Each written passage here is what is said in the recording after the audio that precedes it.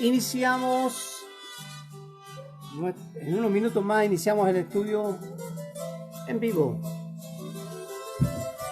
En unos minutos más iniciamos el estudio bíblico del día jueves. Era un campo de desechos donde fui a dar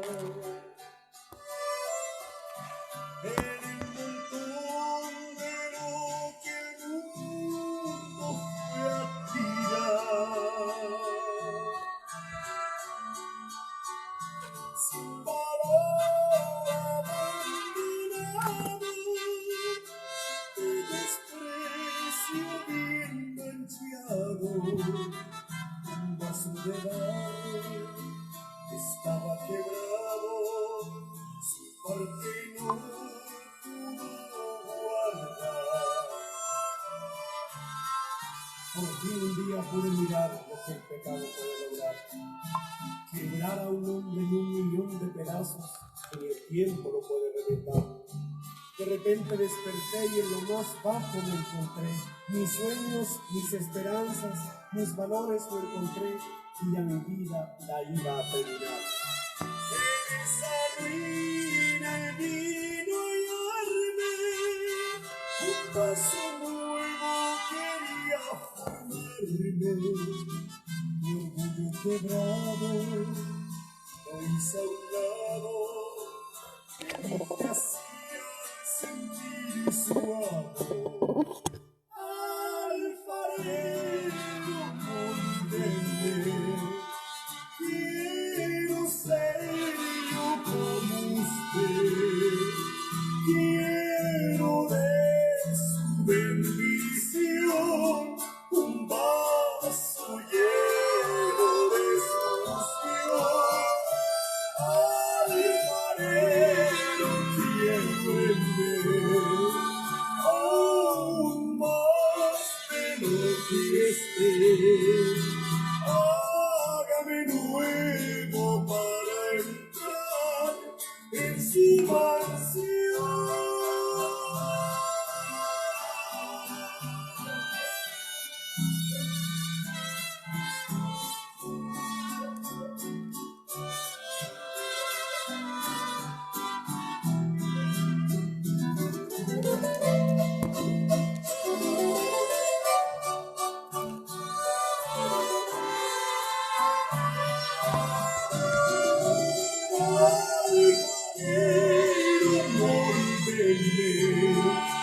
Quiero ser yo como usted, quiero de su bendición un vaso lleno de su unción.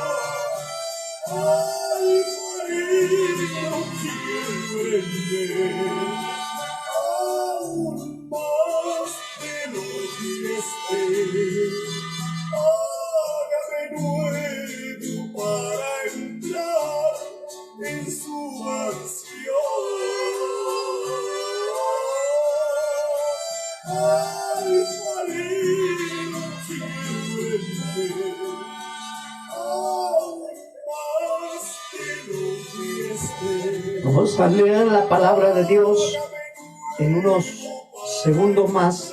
Les invitamos a escuchar el estudio del día jueves.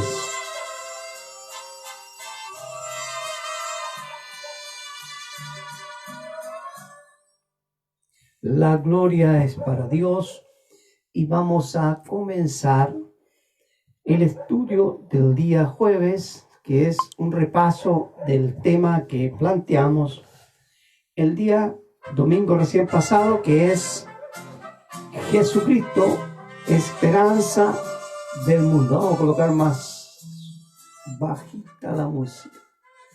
Y para eso vamos a tener una palabra de oración a todos aquellos, bienvenidos, ¿cierto? A todos aquellos hermanos y amigos que nos acompañan en estas transmisiones en vivo a través de la red Facebook, red social Facebook, ¿no es cierto?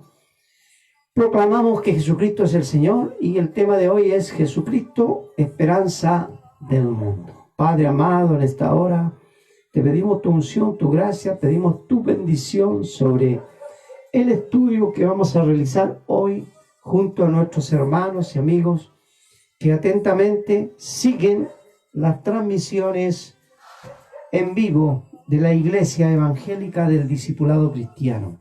Te damos gracias por esta bella oportunidad que tú nos permites estar al frente, Señor, dando testimonio de lo mucho que tú haces por nuestras vidas. Bendice esta palabra, bendice este texto con el cual reforzaremos el estudio que recién hemos visto el domingo pasado. Gracias, Señor, porque cada día nos permites abrir la Escritura y en ella encontrar consuelo para nuestras vidas, encontrar una dirección, encontrar una guía, encontrar una orientación ante los problemas, situaciones de la vida que nos afligen. Bendice tu palabra, bendice los oídos, bendice nuestros labios, límpianos, líbranos del mal, que te lo pedimos en el nombre del Padre, del Hijo y del Espíritu Santo. Amén. Bueno, decíamos que el día domingo planteamos un tema que se llama esperanza contra esperanza, y al final remachábamos diciendo que Jesucristo es la esperanza del mundo, de acuerdo a nuestra fe. Somos cristianos y como tal proclamamos a Jesucristo como la solución, y no es porque se nos ocurrió a nosotros, sino porque Él dijo: yo soy el camino, la verdad y la vida. Bueno, el texto bíblico del domingo era Jeremías 30, y ahí se hablaba de esperanza contra esperanza. Pero vamos a reforzar con un pasaje del Nuevo Testamento muy conocido por todos nosotros, que está en Mateo 16, 13, y dice así. Mateo 16, 13 dice así: viniendo Jesús a la región de Cesarea de Filipo, preguntó a sus discípulos diciendo: ¿quién dice los hombres que es el Hijo del Hombre? Ellos dijeron: unos Juan el Bautista, otro Elías, otro Jeremías o alguno de los profetas. Él les dijo: ¿y vosotros? ¿Quién decís que soy yo? Respondiendo Simón Pedro dijo: tú eres el Cristo, el Hijo del Dios viviente. Entonces le respondió Jesús: bienaventurado eres Simón, hijo de Jonás, porque no te lo reveló carne ni sangre, sino mi Padre que está en los cielos. Y yo también te digo que tú eres Pedro, y sobre esta roca edificaré mi iglesia, y las puertas del Hades no prevalecerán contra ella. Y a ti te daré la llave del reino de los cielos, y todo lo que atares en la tierra será atado en los cielos, y todo lo que desatares en la tierra será desatado en los cielos. Amén, aleluya. Gracias, Señor, por esta palabra tan maravillosa. Y bueno, vamos entrando en profundidad sobre esta palabra que dejamos plantada el día domingo, cuando se leyó Jeremías 30 y se hablaba de la esperanza. Pero la esperanza, dijimos, no era en una institución, no era en líderes, sino que era en Dios mismo. En Dios mismo que les iba a liberar. Pero hoy en día, cuando nosotros hablamos de esperanza contra esperanza, lo hacemos como creyentes en Cristo Jesús, como seguidores del Maestro, como seguidores de aquel que dijo: yo soy el camino, la verdad y la vida. Nadie viene al Padre si no es por mí. Por lo tanto, ya nosotros tenemos una mayor ventaja frente a los profetas que hablaron antes de nosotros y frente a ese pueblo que escuchó y que hizo oídos sordos de la palabra de Dios. Pero aún así, en tiempo de Jesús se pronuncian estas palabras y podemos ver que aún a pesar de los años que han transcurrido, a pesar del tiempo que ha transcurrido, en medio de los discípulos, que la mayoría son descendientes, ¿no es cierto?, del pueblo de Israel, son todos judíos, pero convertidos, ¿no es cierto? El tema que habíamos visto la vez pasada. No son judíos así rasos de la nación, sino que son judíos que han aceptado a Jesús. Pero aún mantienen muchas dudas, aún mantienen muchas inquietudes, porque evidentemente todavía no ha venido sobre ellos el Espíritu Santo, que es el que les va a guiar a toda verdad. Y entonces Jesús, queriendo hacer una pequeña encuesta entre sus discípulos, pregunta: ¿qué dicen los hombres? Cuando se refiere a los hombres, se dice a las personas, no solo a los varones. Un problema de género que algún día vamos a conversar acá también, es el tema de género. Acá dice los hombres, pero no está excluyendo a las mujeres, sino que se está refiriendo a las personas en general. ¿Qué dicen entonces las personas? ¿Qué dice la gente? ¿Qué es el Hijo del Hombre? Primera pregunta de Jesús. Y ahí hubieron muchas respuestas, pero variadas. Es como una encuesta en el día de hoy que salen diferentes ítems, diferentes conceptos, de acuerdo a las diferentes tendencias que existen en la sociedad. Y entonces unos dijeron Juan el Bautista, confundían a Jesús con otro personaje, predicador importante del reino de Dios, que era Juan el Bautista. Otros confundieron a Jesús con Elías y otros con Jeremías. Mire qué interesante, estamos estudiando Jeremías los días domingos, a las 10 de la mañana, o a las 7 de la tarde, en cualquiera de esos horarios. O Juan el Bautista, o Elías, o Jeremías. Eso es lo que dice la gente, eso es lo que dicen las personas en general, eso es lo que dicen los hombres, el mundo en general. Pero ahora la pregunta viene más profunda y la pregunta viene directa hacia ese grupo llamado los discípulos, los 12. Y vosotros, es decir, ustedes, los discípulos, mis discípulos, dice Jesús, ¿quién decide que soy yo? ¿Cuál es la opinión que tienen? Se descartan las otras opiniones, no vamos a entrar en detalle porque la confusión en aquellos tiempos era grande. Veían aparecer un líder y decían, este es Elías, que ya había de venir. No, este es Jeremías, que revivió y ahora apareció. Entonces era muy común todo eso. Por eso Jesús da nuevamente, ¿no es cierto?, una pregunta concreta para ahondar, ¿no es cierto?, en el tema. ¿Y vosotros? ¿Quién decís que soy yo? Y ahora hubo una sola respuesta. Tenemos acostumbrarnos a las cosas pequeñas. Los leprosos que fueron limpiados eran 10 y volvió 1. Acá son 12, responden variado, más 1 es el que responde acertado. Y responde Pedro, dice. Respondiendo Simón Pedro, dijo, tú eres el Cristo, el Hijo del Dios viviente. Bienaventurado eres, ¿no es cierto?, Simón, hijo de Jonás, porque no te lo reveló carne ni sangre, sino mi Padre que está en los cielos. Ha dado en el clavo. Bienaventurado es feliz, o te felicito, afortunado. Tú eres el que da en el clavo. Estás diciendo lo correcto. Entonces, yo soy el Cristo. ¿Y qué significa la palabra Cristo? La palabra Cristo es el Mesías, el que ha de venir. Entonces los judíos esperaban al Mesías, porque si recordamos bien la esperanza y las promesas, dice, yo te traeré desde los pueblos y te levantaré a David mi siervo. Pero en ese momento que se pronuncian estas palabras en Jeremías, David había muerto ya mucho tiempo. Yo te levantaré a David mi siervo. Y al decir estas palabras, el profeta, ordenado por Dios, está hablando de la raíz de Isaí, de donde vino David, que precisamente Dios hace un pacto eterno con David para que de su simiente, de esa familia, nazca el Salvador. Ahí tenemos todos los relatos, ¿no es cierto?, que están relacionados con Navidad, ¿no es cierto?, el nacimiento de Jesús. Nace un niño, producto, ¿no es cierto?, de todo ese linaje, el linaje de David, la raíz de David, la raíz de Isaí, de donde viene David. Entonces, la palabra de Dios no se contradice, solamente es que nosotros tenemos que adentrarnos y estudiar, como decía nuestro hermano Gines. Puede que muchos no estudien teología y no se les obligue, nadie le obliga, todavía no ha venido un gobierno que obligue a los pastores a estudiar teología. Pero evidentemente, entre uno que estudia y otro que no estudia, vamos a ver un abismo de errores, un abismo de confusiones y un abismo de interpretaciones personales que yo se las quiero dar. ¿Por qué tenemos que estudiar? Porque a veces nos confundimos. Dice, le levantaré a David. No significa que va a sacar a David de la tumba y lo va a colocar de nuevo. No, hermano, tenemos que estudiar.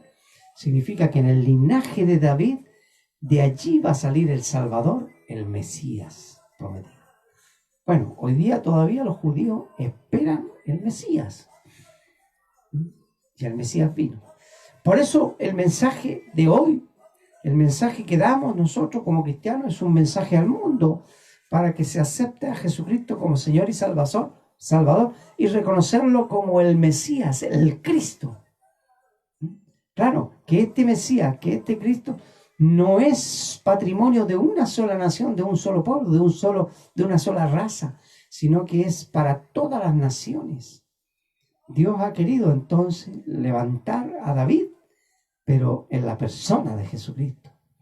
Por eso algunos le gritaban, ¿no es cierto? Algunos cojos, algunos paralíticos, algunos ciegos, le gritaban, Hijo de David, ten piedad de nosotros, Hijo de David. No es que David vino a tener un hijo al cabo de los años, sino que Jesucristo es levantado en la simiente, es levantado en el linaje, en la familia, en, ¿no es cierto?, el árbol genealógico de David. Y por lo tanto, la promesa de Dios es fiel. Dios tarda, pero no olvida. Dios tarda, pero no deja de cumplir su promesa maravillosa para con todos sus hijos, para con su pueblo, pero también para con todo el mundo, porque el amor de Dios ahora abarca a todo ser humano, a toda persona. Por eso el mensaje que se le entrega a los discípulos, la gran comisión, la gran tarea es ir y predicar el evangelio a toda criatura, ir por el mundo, es decir, alrededor de todo el mundo y hasta lo último de la tierra. Este es el mensaje, esta es la gran comisión, esta es la tarea que se le encomienda a la iglesia. Por lo tanto, la iglesia no tiene una tarea hacia adentro, no tiene una tarea, ¿no es cierto?, tan dogmática, podríamos decir. Cada iglesia tiene sus dogmas, sino cómo construyen, ¿no es cierto?, una determinada iglesia, una determinada institución religiosa, una determinada institución. Es bueno, es correcto, pero no es lo suficiente, no es lo único.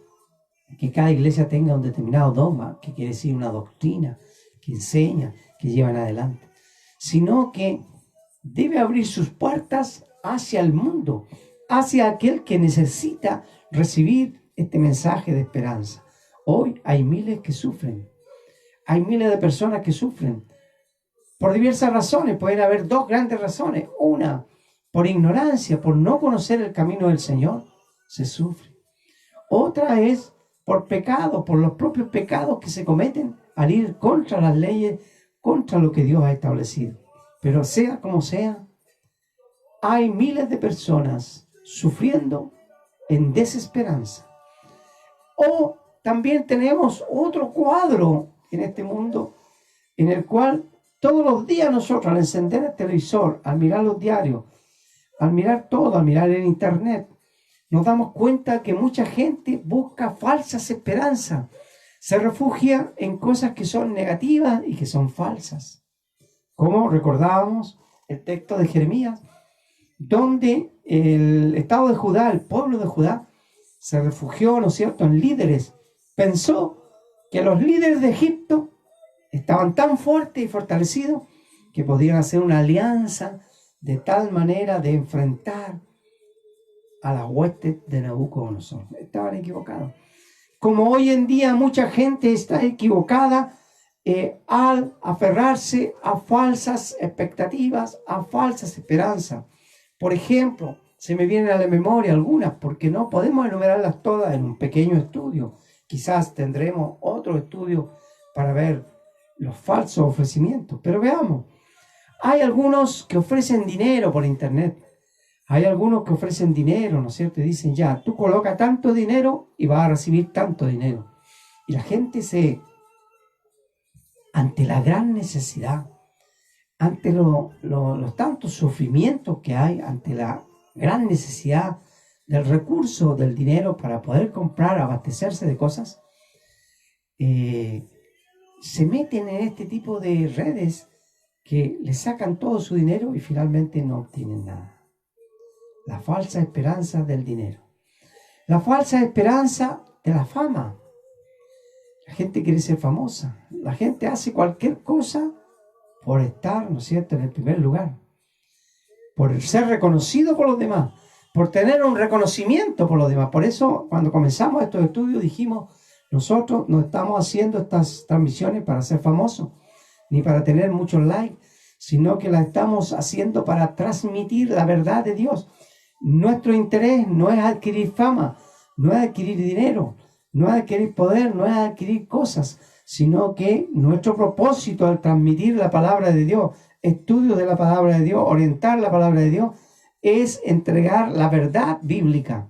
Y entonces aquí habrá personas que no les va a gustar y habrá personas que no se van a sentir para nada identificados, para nada aceptos ni alegres. Pero no se trata de ser famoso, no se trata de recibir, ¿no es cierto?, congratulaciones.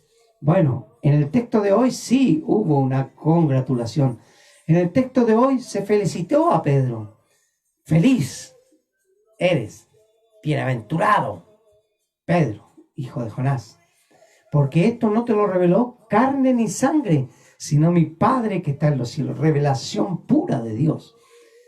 Estás tú diciendo la verdad que el mundo debe conocer.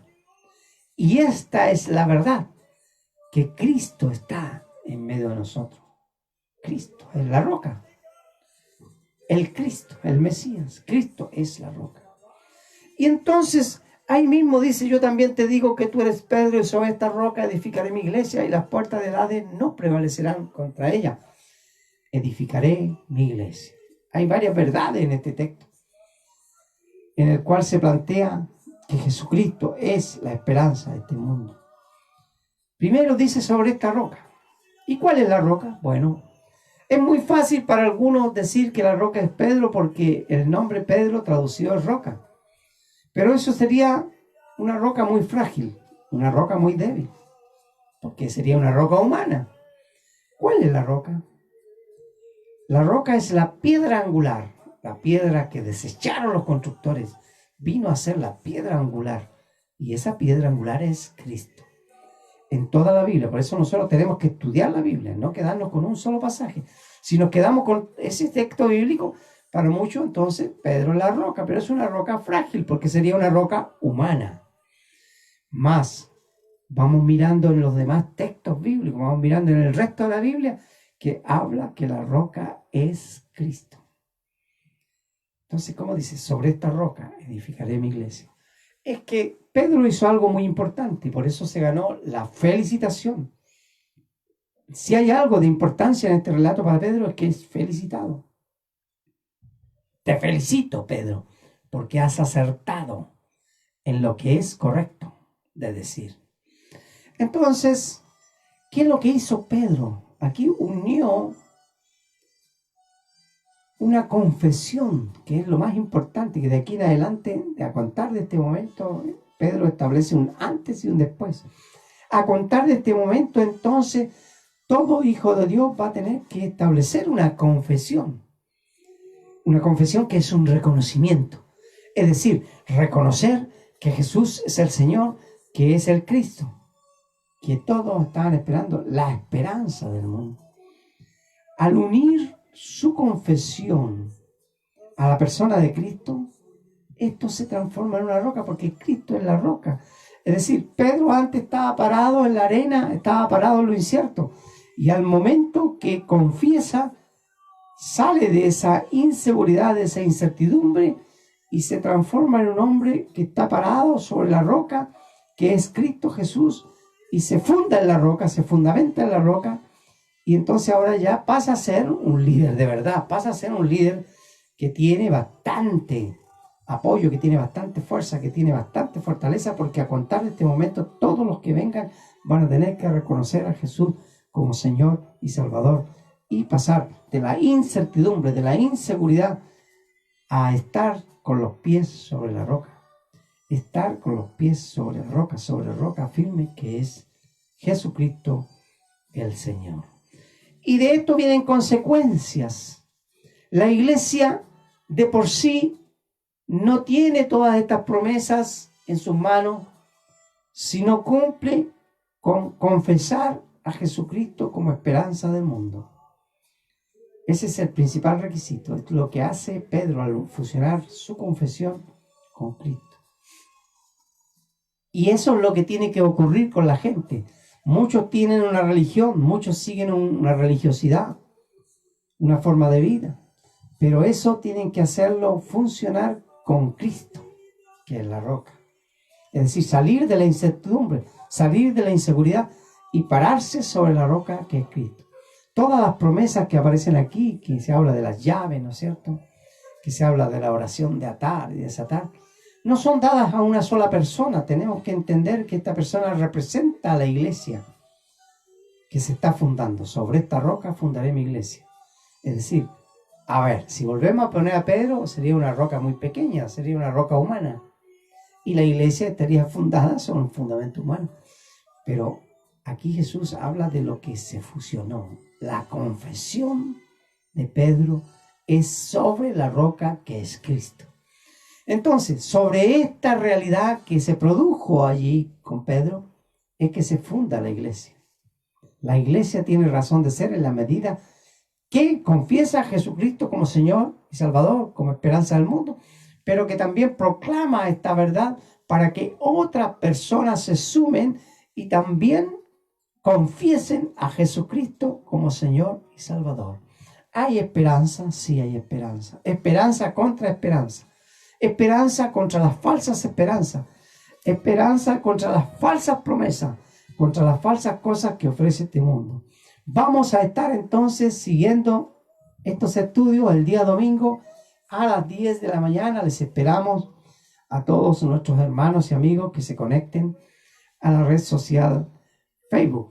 Así que vamos a ir cerrando este estudio de hoy, dejando la inquietud para que usted siga, ¿no es cierto?, conectándose. Este es el centro. Jesucristo, esperanza del mundo. Esperanza no solo para la iglesia ya asumió a Jesucristo, ya está sobre la roca parada. Ahora tiene que abrirse, ¿no es cierto?, abrir sus puertas, sus ventanas, para anunciar a toda la gente, todas las personas, todos los hombres, todas las mujeres, esta gran verdad, que Jesucristo es el Señor, Jesucristo es esperanza de este mundo.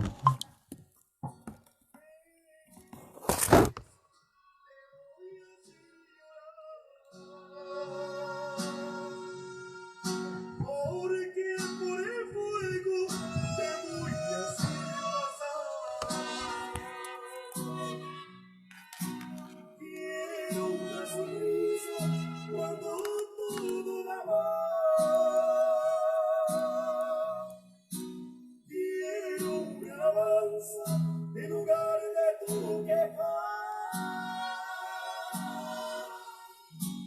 quiero tu confianza en la tempestad y quiero que aprendas también a perdonar.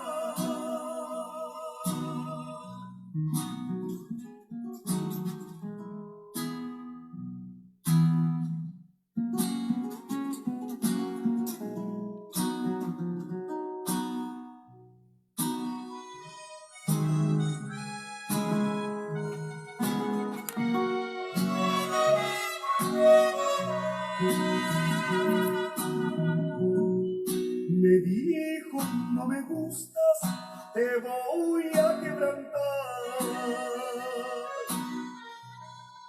Y en un vaso nuevo te voy a transformar. Pero en el proceso te voy a hacer llorar. Porque por el fuego te voy a hacer pasar. Quiero una sonrisa cuando todo va mal.